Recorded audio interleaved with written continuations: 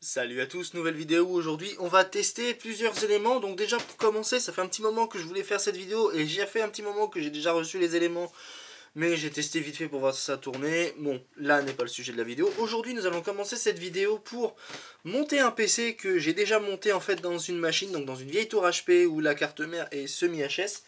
Au tout début, je voulais mettre une petite carte mère en corps de duo, mais malheureusement, cette carte mère que je voulais placer dans ce système, c'était cette carte mère-ci que nous avons déjà vue. C'est une petite MSI avec un corps de duo qui a pas mal de problèmes. Donc celle-ci, en l'occurrence, a pas mal de problèmes. Mais bon, là n'est pas le sujet. Aujourd'hui, nous n'allons pas voir cette carte mère-là. Je la réserve pour un direct live. Du coup, on va tester une alimentation que j'ai achetée en brocante pour pas très cher. Donc c'est une Aerocool, donc en RGB, bon la couleur RGB je m'en bats un peu les couilles. L'essentiel c'est que elle fait 750 watts au final, donc je sais pas si vous pouvez saisir les quelques petites informations qui sont ici. La 750 watts, pourquoi j'ai dû me procurer ce genre d'alimentation? Parce que bon, pour le PC qu'on va tester ça sera pas plus mal, parce que ça, je sais plus s'il s'agit d'un Core i3 ou d'un Core i7, mais on verra sur le tas quand on va tester. Mais c'est surtout pour cette carte graphique. Donc c'est une carte graphique que j'avais commandée parce que j'avais une 750 Ti. Et celle-ci, si on voit bien ici, c'est une c'est une petite R9 270X de 4 Go en GDDR5. Donc pourquoi? Parce que ben elle a besoin d'une double alimentation. Voilà, comme ici, une double alimentation. Je peux combiner la double alimentation avec celle-ci. Donc voilà déjà pour les premiers éléments. Et nous avons aussi une barrette de RAM de chez AliExpress que j'ai voulu essayer. Donc comme vous voyez ici, c'est une de 4 Go. Donc on va tester la machine sous 4 Go, ce sera essentiel. Et aussi un petit SSD. Je voulais mettre un petit HDD, mais ça sera un petit SSD parce que pour le coup, je vais essayer ça avec une petite distribution Linux. Donc la distribution Linux, ça sera Ubuntu pour changer un petit peu, parce qu'on a testé Linux Mint, on a testé Xubuntu, on a testé des Zorin OS. Xubuntu, je sais plus si je l'avais présenté en vidéo, mais j'ai testé Xubuntu et j'aimerais essayer Ubuntu parce que c'est assez performant et on le verra, vous verrez très prochainement sur des PC portables. Bref. Pour passer avant tout à ça, on va passer au PC. C'est une petite carte mère de chez Gigabyte qui est le modèle GAH61M S2B3. D'ailleurs, je ne sais pas quel processeur il embarque, mais avant toute chose, ce que je vais faire, je vais enlever cette petite alimentation qu'il y a sur le côté. Du coup, ce que j'avais mis à l'intérieur, j'avais mis un petit disque dur de 80 Go, c'était pour tester Recalbox, mais la carte mère n'a jamais voulu se lancer, donc je pense que notre petite alimentation qui est ici est semi-HS ou totalement HS, ce qui n'est pas à excuser en parlant de ce PC-là. Donc du coup avec le Asus qu'on avait vu dernièrement en vidéo, on avait vu qu'on pouvait toucher 2-3 composantes. Donc dans cette tour PC, qu'est-ce qu'on a? Alors justement c'est la bonne question, je voulais enlever le ventirad pour voir un petit peu ce qu'on avait mis à l'intérieur. Alors nous sommes sur un Core i7 2600, voilà le Core i7, donc c'est un Core i7 2600, donc comme je vous disais, donc un Core i7 qui est compatible sur cette fameuse carte mère. Hop, on va se repositionner dedans, on va lui remettre de la pâte thermique, un peu de pâte thermique. Donc la pâte thermique étant positionnée, on va lui remettre son ventirad. Voilà, on fait bien l'effort de bien appuyer, c'est bien enclenché, on n'a pas de souci là-dessus. Donc ce qu'on va faire un premier temps, je vais installer notre alimentation qui sera juste ici. Et après, avant de tester, vraiment de voir si ça boot, on va vérifier si l'alimentation elle fonctionne bien correctement. Donc ça n'aura pas de souci puisqu'on aura tout ce qu'il faut ici. Donc j'ai déjà un câble combiné ici. Si il fait tout le tour, ça devrait aller. S'il fait pas tout le tour, je pensais investir dans une multiprise en cube. Notre petite alimentation, on ne verra pas le RGB, pardon. Mais c'est pas trop grave. Ça se verra pas dans ce genre de PC. Il y a le câble, il y a le câble du grosse alimentation. Ça risque pas de tenir, mais bon pour le coup, ça rentre dans le PC, donc on n'a pas vraiment de soucis là-dessus. Donc je vais visser tout ça. Je l'ai fait tenir uniquement sur 2 vis. Alors, toc toc toc, nous allons installer la RAM. Ça vient de je sais pas où, mais on n'en a pas besoin. Littéralement, hein, de toute façon, c'est juste pour alimenter une carte mère qui est d'entrée de gamme de chez Gigabyte. Donc à présent que j'ai bien installé cette carte mère, on va lui mettre sa petite barrette de RAM toute neuve, qui est une barrette de RAM d'AliExpress que j'ai payé pas très cher. On va essayer de faire attention à pas trop toucher l'épine dorée, mais bon, ça, j'ai l'habitude, devrait pas y avoir de soucis. C'est une barrette de 4 Go, hein, 4 Go, ce qui sera essentiel pour ce PC là. De toute façon, on n'a pas le choix. Alors, je vais prendre mon petit câble vidéo parce que j'aimerais bien voir si ça boot quand même. Si ça boot, qu'on puisse au moins faire un pré-test pour voir si tout fonctionne correctement. Si j'allume le bouton, ça serait bien sympathique. Donc on peut voir qu'il s'allume, ça, il n'y a pas de souci. Bon, de mon côté, ça fonctionne, il n'y a pas de souci. Donc ça venait bien d'un problème de mémoire vive et d'alimentation pour le coup, parce que cette carte mère ne s'alimentait pas avec le PC. Est-ce que ça s'allume le RGB? Ouais, le RGB il s'allume. Je sais pas si vous voyez ici, donc vous pensez que vous avez vu la lumière. Le RGB il fonctionne.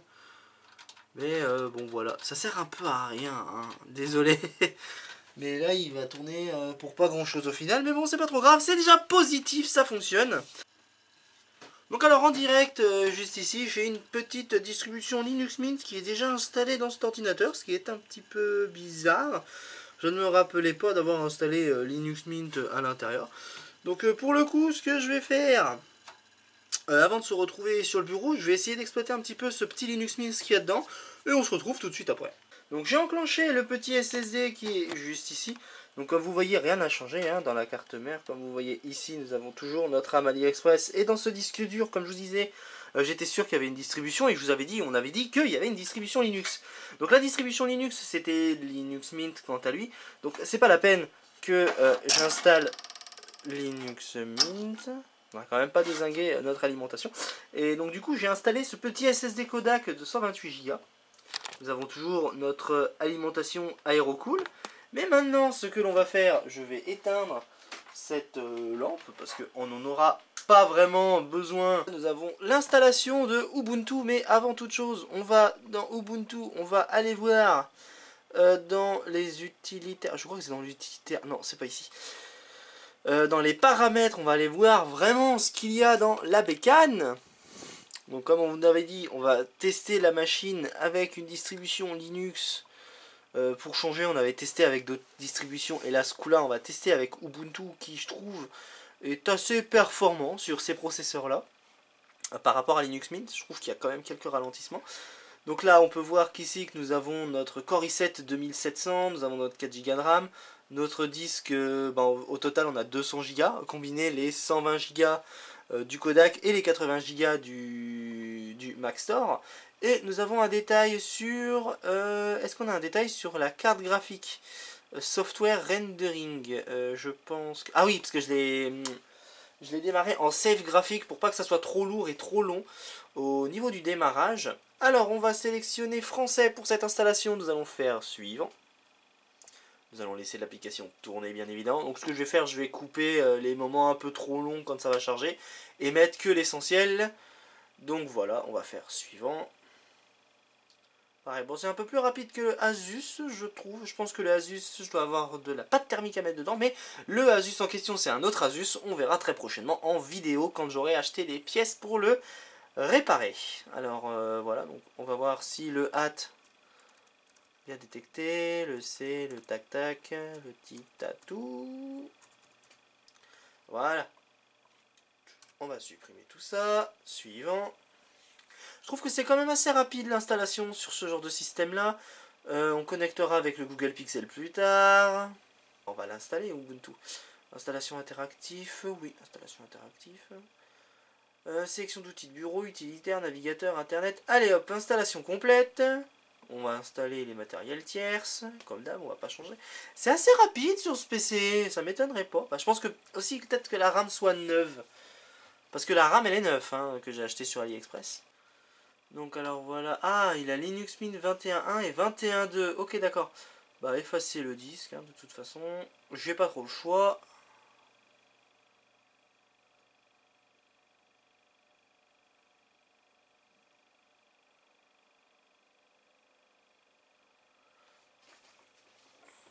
Ça prend son temps, c'est tout à fait normal parce qu'il vérifie les deux disques durs, surtout le disque dur parce que je crois que le disque dur que j'ai mis à l'intérieur C'est un disque dur assez moyen, donc voilà, on a notre SSD d'un côté et nos 80 Go de l'autre.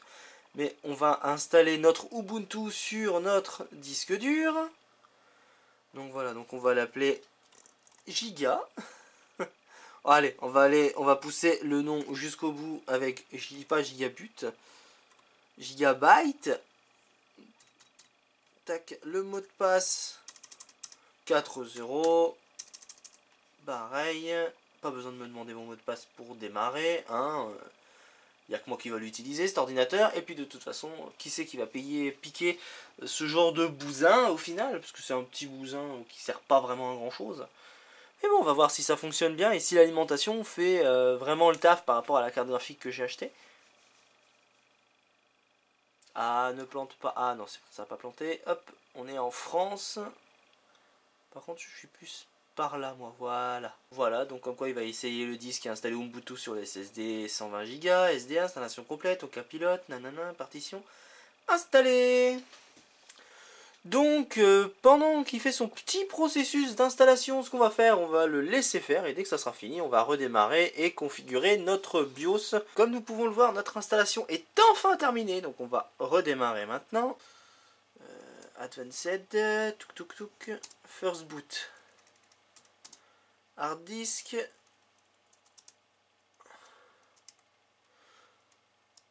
Alors... Voilà. F10.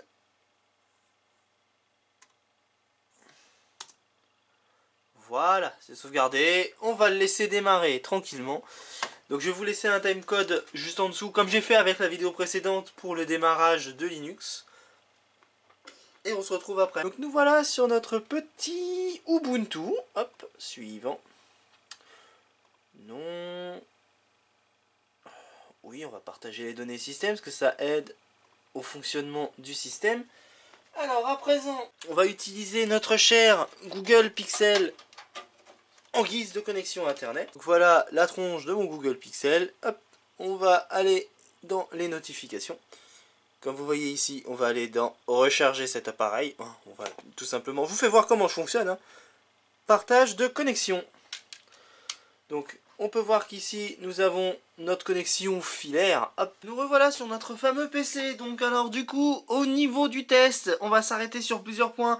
On ne pourra pas tester en fond en comble le PC parce que la carte son ne veut pas fonctionner et je n'ai pas de carte son en PCI Express X1. Donc du coup, on va pas faire avec Windows parce que Windows, j'en ai un peu rien à foutre. On va tester ça avec Linux, mais avant toute chose, ce qu'on va faire...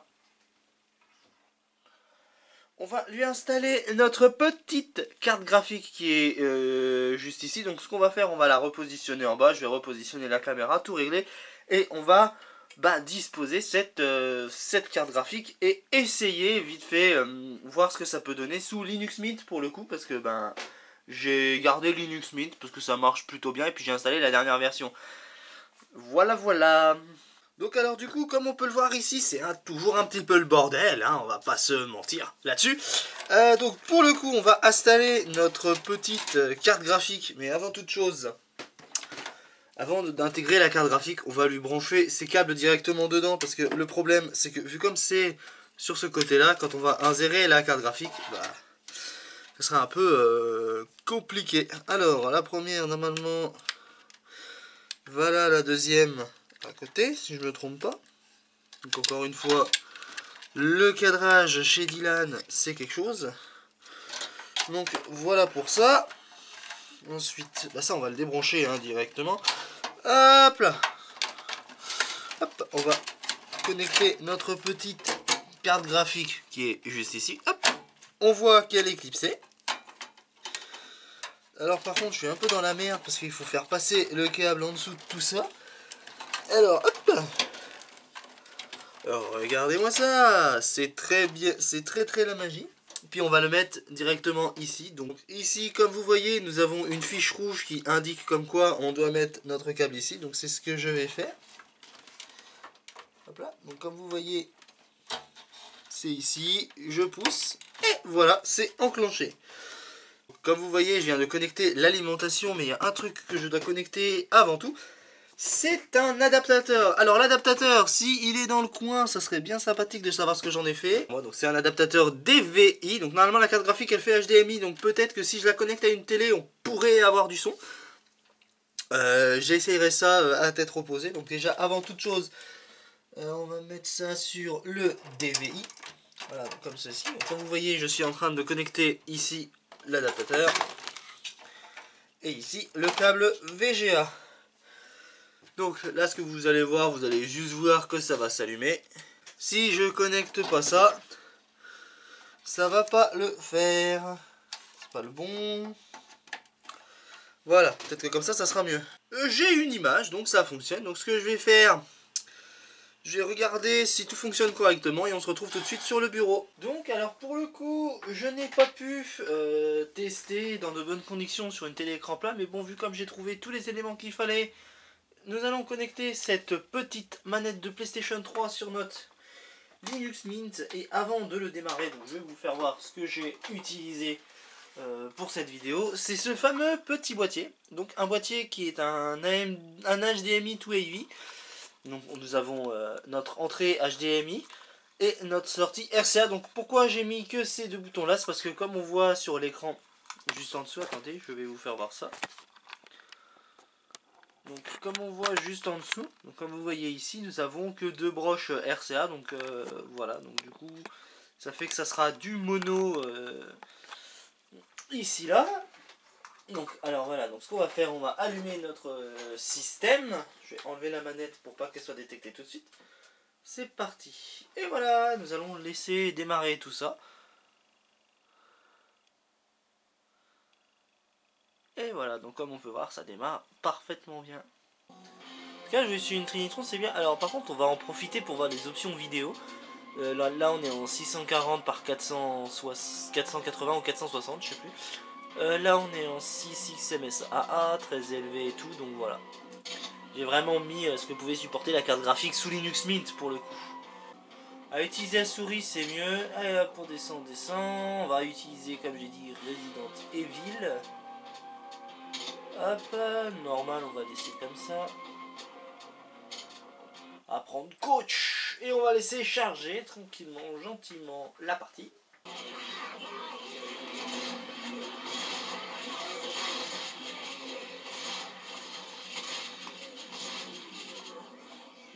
Qu'est-ce qu'il a lui? Il est chelou. Putain, on fait des trucs chelous dans le jeu.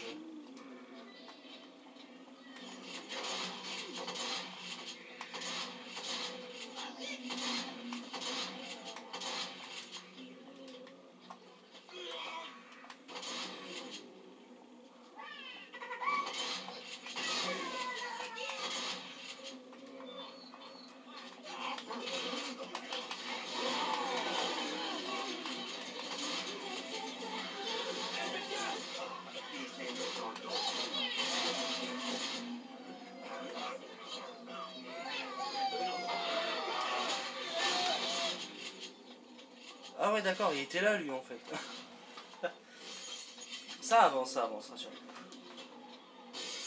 On est dans le haut du panier du graphisme de qualité sur un CRT Trinitron.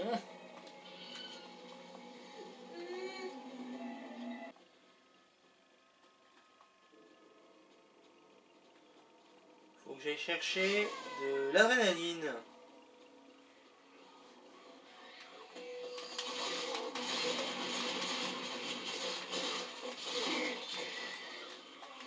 De toute façon pour le gameplay je pense que je vais m'arrêter là pour le coup. Donc du coup on va conclure.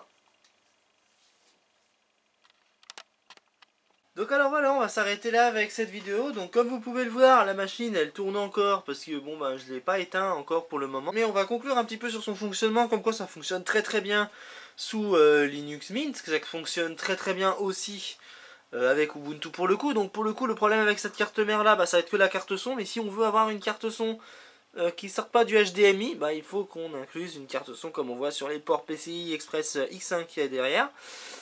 Et voilà pour ça, donc on peut voir que le SSD Kodak est assez performant, même si les jeux sont installés dans ce disque dur là. Donc j'espère que cette vidéo vous aura plu.